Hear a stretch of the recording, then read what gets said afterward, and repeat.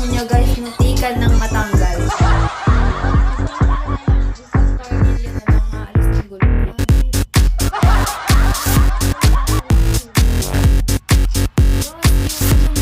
Nag-stoplight na.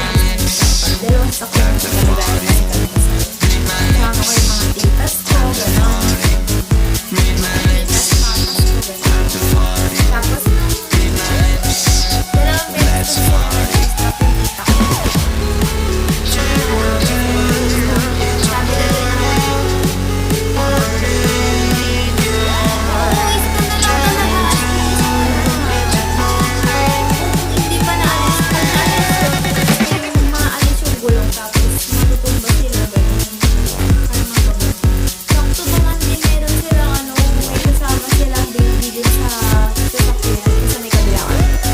After nun, dalawang beses sila nag-stop. Sabi nila parang may super ingay daw dun sa may bandang side. Sabi nila, pero natinignan naman nila, dalawang beses na tinignan, hindi nila nakikita. Pero nakikita nila, nandun pa yung buwan ba yun? Pero naalis na siya yung parang. Tapos nag-stoplight sa mga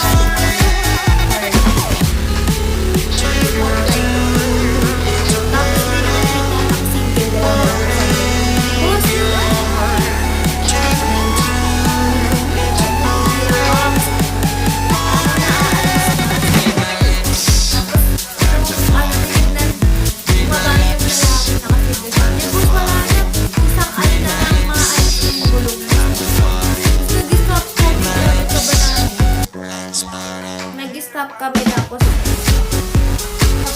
tinignan namin. Grabe, isa na lang talaga siya. Hindi napansin yung tito ko kasi sabi niya, bago sila umalis, talagang pinakaigsin nila yun. Kaso kasi pupunta na kami sa Tarlac. Tarlac na kami. Ang tawag dito, may naanoan sila na hams. Hindi nila napansin yung hams. Parang nag-bounce sila.